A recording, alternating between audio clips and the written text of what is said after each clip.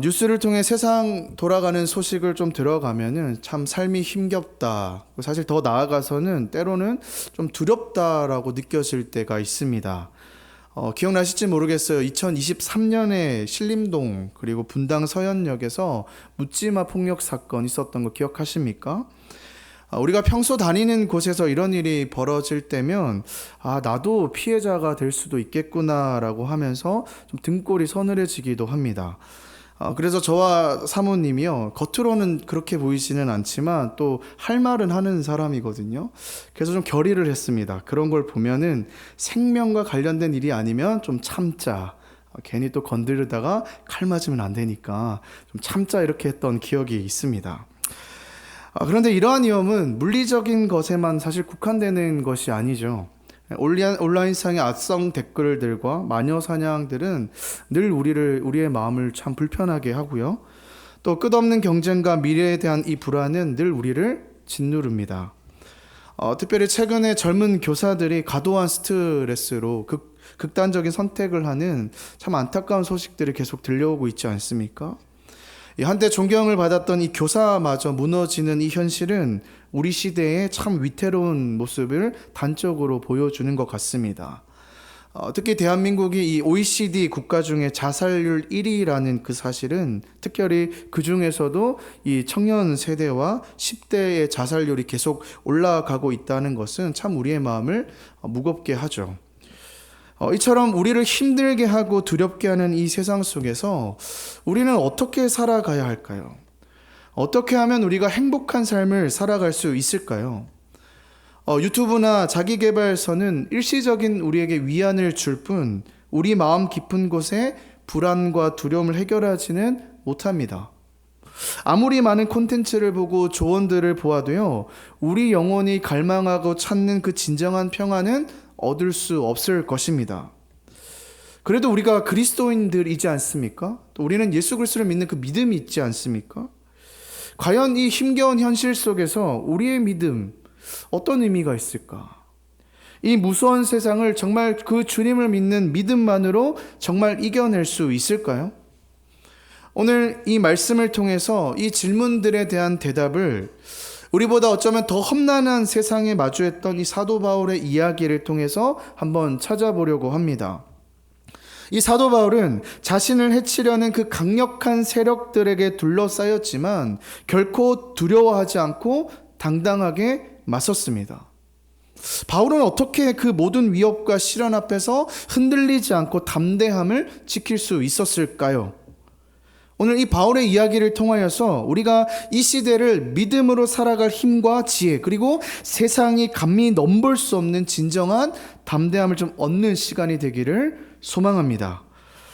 지난주 우리는 한번 생각을 해봅시다. 복습을 해보면 이 사도 바울이 예루살렘에서 이 생명의 위협을 피해서 로마인 군인들의 호송으로 이 가이사랴로 옮겨진 기적적인 사건을 우리는 살펴보았습니다. 오늘 이야기는요, 그로부터 5일 후의 이야기입니다. PPT 한번 보여주실까요? 바로 이 장면입니다. 바울이 이 가이사랴 총독부에서 재판을 받게 되는 것이 오늘 내용입니다.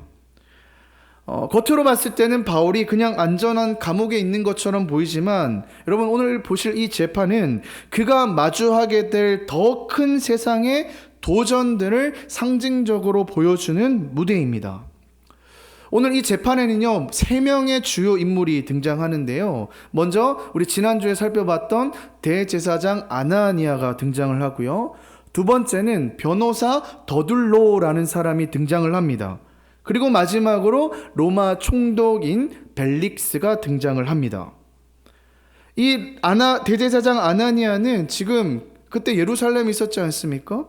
바울을 고소하기 위해서 이 예루살렘에서 가이사랴까지 104km를 달려온 자입니다.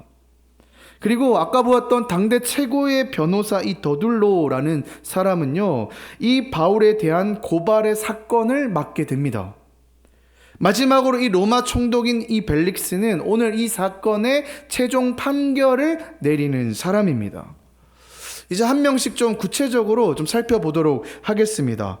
먼저 아까 보았던 대제사장 이 아나니아, 우리가 지난번에 살펴보았죠. 당시 이 유대 종교 권력의 정점에 있었던 사람이지만요, 이 역사학자 요세푸스의 기록에 따르면 뭐라고 되어 있냐면 극도로 타락하고 부패한 인물이었다라고 기록하고 있습니다.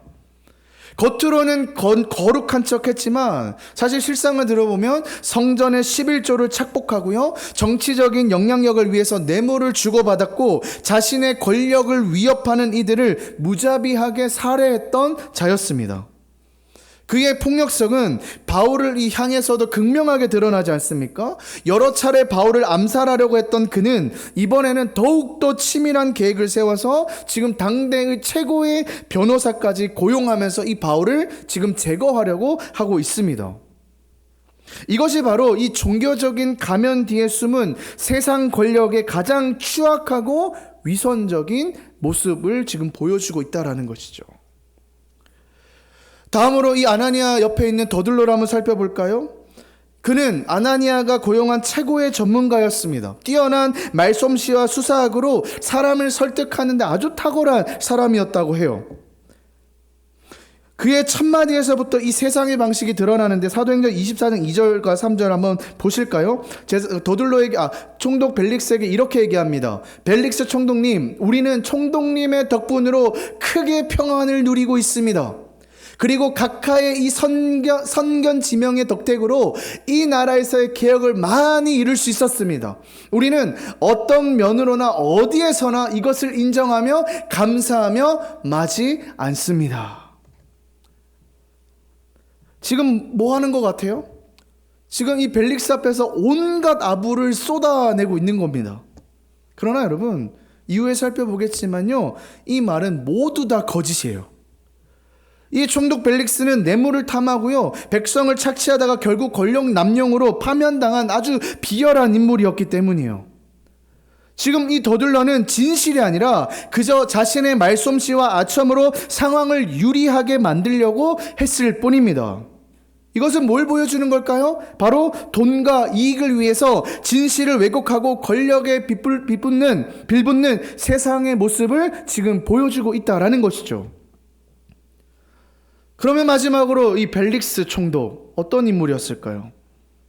그는 평범한 노예의 신분에서 시작해가지고요, 로마 권력 측의 특별한 총애를 받아서 유대 지방의 총독이라는 높은 자리까지 오른 인물이었어요. 하지만 그 화려한 성공의 이면에는 어두운 그림자가 깊게 드리워져 있었던 사람입니다. 권력을 향한 끝없는 야망 속에서 그의 인격은요, 냉혹하게 변질되어 갔습니다. 출세욕에 사로잡혀서 오랜 세월 함께 지냈던 아내를 버리고요, 타인의 아내, 그 아내가 클레오파트라의 손녀라고 하더라고요. 그 아내를 강제로 빼앗았으며 그것도 모자라서 그 아내까지 버리는 그런 일을 했던 자입니다. 심지어 자신의 권력을 위협한다고 여긴 대제사장들을 무참히 살해하는 폭력도 서슴지 않았던 사람이에요. 그의 마음속에는 정의와 진실을 향한 일말의 관심도 없고요, 오직 자신의 안위와 이익을 위해서, 그것을 위해서 더 높은 권력을 쟁취하기 위한 야망만이 있던 사람이었다라는 거죠. 자, 핏빛 한번 다시 보실까요? 지금 사도 바울은요, 세 가지 세상의 권력 앞에 있는 것입니다. 종교의 부패한 권력과 돈과 말솜씨로 진실을 왜곡하는 술수와 오직 자신의 욕망을 쫓는 절대 권력 앞에 지금 바울이 서 있고, 그리고 그 앞에서 싸우고 있는 것입니다. 마치 세상 앞에 선 우리의 모습과 같지 않습니까? 최근에 회사에 입사한 한 청년이 자신의 어머니에게 이런 얘기를 했다고 하더라고요. 엄마, 이게 회사야? 이 말에는 참 많은 것들이 함축되어 있죠. 우리가 마주해야 될 세상, 우리가 만나야 될 그 사람들, 정말 그런 사람들의 주류가 어쩌면 바로 이 세 명의 모습의 군상일 수도 있다라고 생각합니다. 참 안타깝게도요, 이게 세상이라고 얘기하기 참 부끄러울 정도로 기독교인들 사이의 관계에서도 이런 모습이 드러나고요, 심지어는 기독교 기업이라고 했던 그 회사 안에서도 이러한 모습들이 사실 비일비재하게 일어나는 것을 볼 수 있습니다. 회사뿐만이 아니죠.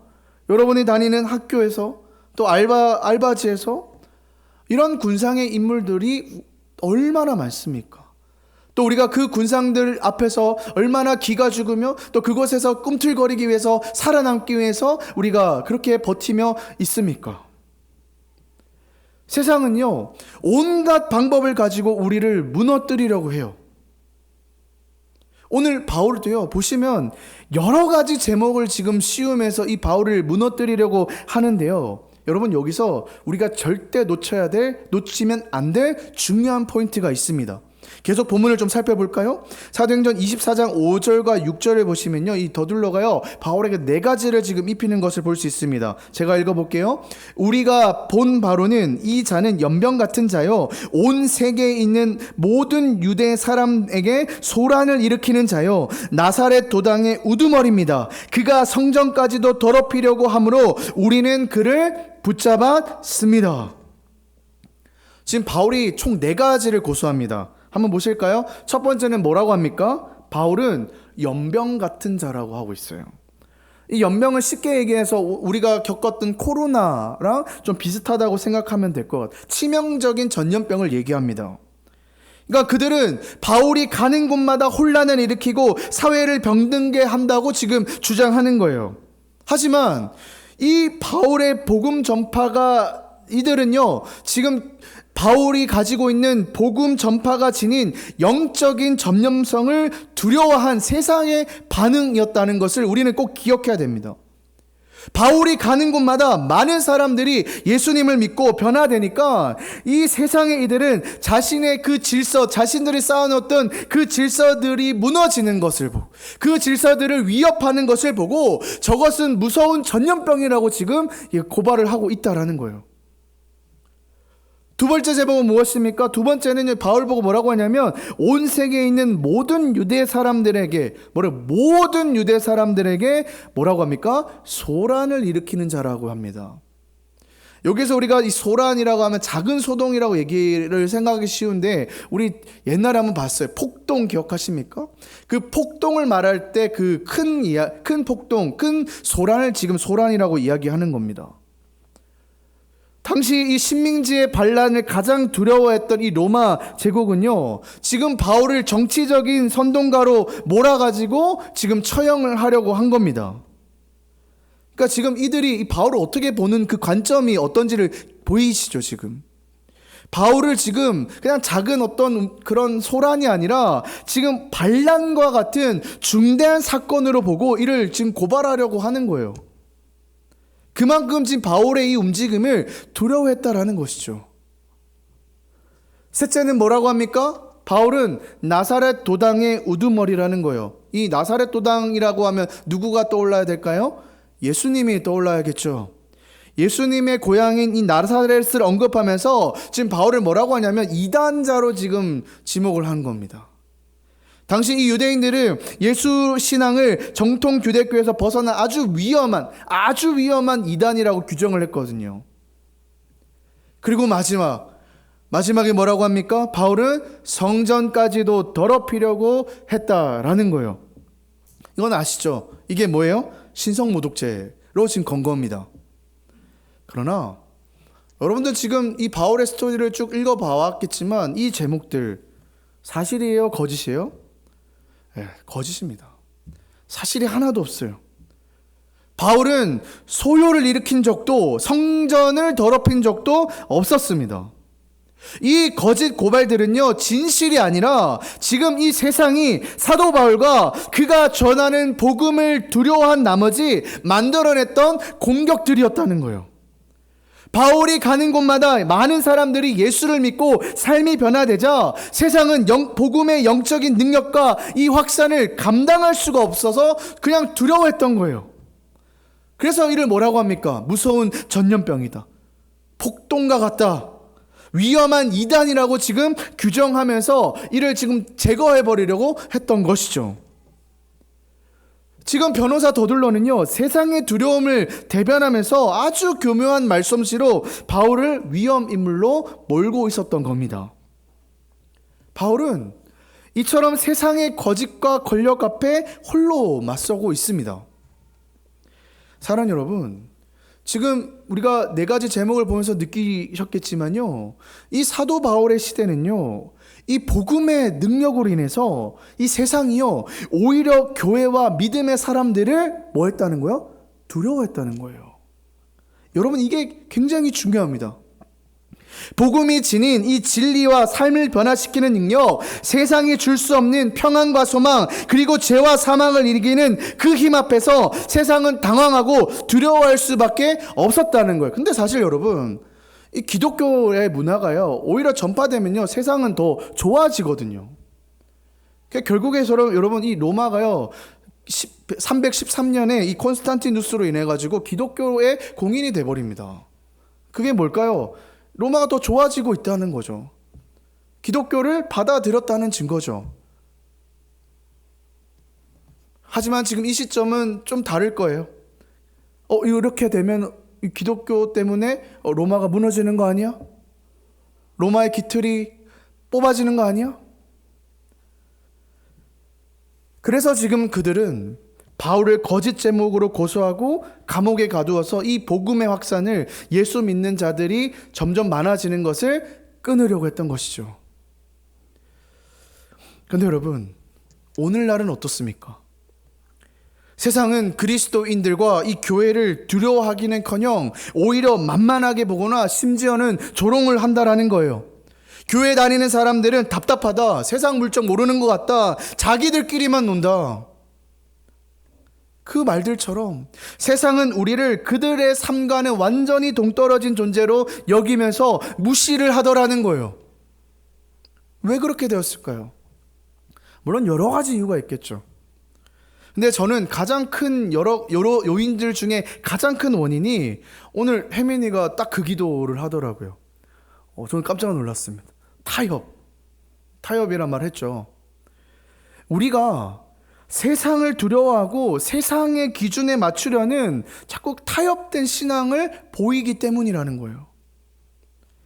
세상이 압박이 두렵고 친구들 사이에서 튀거나 손해보기 싫어서 또는 비난받기 싫어서 나의 신앙의 색깔을 숨기고 세상의 방식대로 살아가는 유혹에 너무너무 쉽게 넘어가더라는 거예요.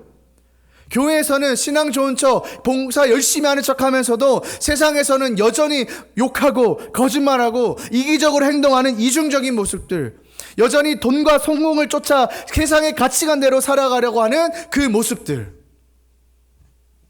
그러니까 세상이 뭐라고 얘기하겠어요? 기독교는 뭐 세상과 크게 다를 게 없구나. 말만 번지르르 할 뿐 우리와 별반 다를 게 없구나 라고 생각하며 더 이상 교회를 두려워하거나 존중하지 않더라는 거죠. 우리가 이 세상의 기준에 나를 맞추려고 할 때 바울이 가졌던 그 영적인 능력과 세상이 감히 따라올 수 없는 하나님 나라의 진정한 가치를 스스로 약화시키고 있는지는 아닌지를 깊게 생각해 볼 필요가 저는 있다고 생각해요. 사랑하는 여러분, 세상은요, 우리를 향해서, 오늘 제목이잖아요, 힙해져라. 여러분, 힙해져라는 게 뭐예요? 힙하다는 게 유행을 따라가는 거 아니에요? 유행을 선도하는 걸 말하는 거 아니에요? 그래서 이 세상을 따라가야 된다. 유행을 따라가야 된다. 우리 이 세상이 만들어 온 그 기준에 맞춰서 살아야 너는 성공할 수 있다고 끊임없이 속삭입니다. 겉모습과 일시적인 유행을 쫓는 것이 마치 대단한 것처럼 세상 속에서는 광고를 하고요, 이 문화적으로 보여줍니다. 그러나 이런 세상의 힙함은요, 곧 시들기 마련이고 우리를 지치게 하고요, 결국에는 허무함만 남기게 되더라는 거예요. 그러나 오늘 이 바울은 달랐습니다. 자신을 짓누르는 세상의 권력과 거짓 속에서도 그는 흔들리지 않았고 오히려 세상이 감히 따라올 수 없는 놀라운 힘과 매력을 보여주었다는 거예요. 감옥에 갇혀서 쇠고랑을 차고 있을 때조차도 그의 영혼은 세상의 어떤 것보다도 자유롭고요, 담대했습니다. 저는요, 이것이야말로 정말 이 세상이 흉내낼 수 없는, 정말 그리스도인들만이 가질 수 있는 특별함이라고 생각해요. 이게 그리스도인의 힙함이지 않겠습니까? 그루브를 좀 탔어요. 생각해 보십시오. 세상의 멋이란 스펙, 돈, 외모처럼 겉모습으로 보이는 것으로요, 자신을 포장하고 인정하려고 합니다. 하지만 바울의 특별함은요, 그런 외적인 것이 아니었어요. 늘 제가 얘기하잖아요. 바울 못생겼다니까요. 죄송해요. 외적인 것이 아니라는 거예요. 그는 세상의 평가가 아니라 하나님 안에서 자신의 가치를 분명히 알았기 때문에 흔들리지 않았습니다. 베드로전서 2장 9절 말씀을 보실까요? 이 말씀처럼요, 너는 누구냐? 너의 정체가 무엇이냐라고 했을 때 베드로는 당당하게 이렇게 외칠 수 있습니다. 우리 같이 한번 읽을까요? 시작. 너희는 택하신 족속이요, 왕같은 제사장들이요, 거룩한 나라요, 그의 소유가 백성이라고요. 이게 우리의 정체성이라고요. 세상이 흔들 수 없는 견고한 하나님 안에서의 정체성, 이것이야말로 진정한 자신감이며 진정한 멋이지 않겠습니까? 그리고 바울은요, 가장 절망적인 상황과 죽음의 위협 앞에서도요, 결코 흔들리지 않습니다. 그의 마음은요, 오히려 세상이 줄 수 없는 깊은 평안과 소망으로 가득 찼습니다. 빌립보서 4장을 봅시다. 빌립보서 4장 6절 7절 말씀, 우리 이것도 같이 한번 읽어볼게요. 시작. 아무것도 염려하지 말고 다만 모든 일에 기도와 간구로 너희 구할 것을 감사함으로 하나님께 아뢰라. 그리하면 모든 지각에 뛰어난 하나님의 평강이 그리스도 예수 안에서 너희 마음과 생각을 지키시리라. 아멘. 모든 염려를 기도로 맡길 때 주시는 그 평강은요, 어떠한 불안과 절망도 이겨낼 수 있는 놀라운 하나님의 능력이라는 거예요. 고난 속에서도 흔들리지 않고 오히려 그 고난을 통해서 평안을 누리는 이 모습은 세상인 사람들이 가장 갈망하면서도요, 결코 얻을 수 없는 거라는 거예요. 더욱이 바울은요, 세상의 기준이 아니라 하나님의 가치를 따라 살아갈 담대함이 있었습니다. 우리 로마서 12장 2절 말씀, 이것도 같이 한번 읽어볼까요? 시작. 너희는 이 세대를 본받지 말고 오직 마음을 새롭게 함으로 변화를 받아 하나님의 선하시고 기뻐하시고 온전하신 뜻이 무엇인지 분별하도록 하라. 세상의 유행을 쫓지 않고 하나님의 뜻을 따라 살아가는 것, 돈과 성공이 아닌 진리를 선택하고 눈치 보지 않고 사랑으로 나아가는 것, 이것이야말로 세상의 흐름을 거슬러서 새로운 기준을 제시하는 진정으로 앞서가는 힙한 그리스도의 삶이라고 저는 확신합니다. 세상은 우리에게 세상적인 힙함을 강요하며 하나님으로부터 멀어지게 합니다. 그러나 여러분 꼭 기억하십시오. 우리가 세상 눈치를 보며 타협하는 순간 우리는 하나님이 주실 수 있는 이 모든 특별함과 능력을 다 잃게 됩니다. 그때 세상은요, 우리 안에 있는 하나님의 능력을 보지 못하고 우리를 무시하게 될 겁니다.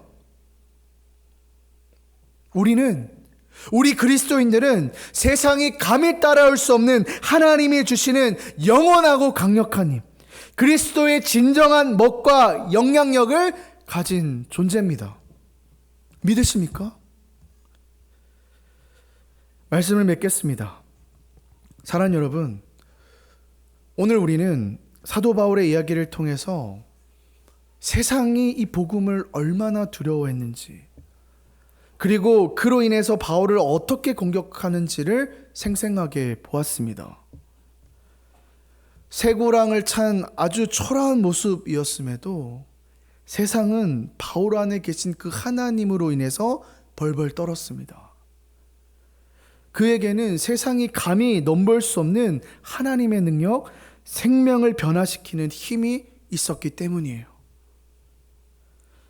오늘날 세상은 때로는 우리를 답답하게 여기고 재미없다라고 하고 우리를 만만하게 여전히 볼 겁니다. 그러나 여러분, 제발 그 세상의 유행에 따라가려고 살지 마십시오. 우리 안에 있는 것을 보여주셨으면 좋겠어요. 우리는요, 세상과 타협하며 세상에 맞춰 살아갈 수 있는 존재가 아니에요. 우리 마지막으로 요한복음 16장 33절 말씀 우리 같이 한번 읽어볼까요? 우리 같이 크게 한번 읽어보겠습니다. 시작.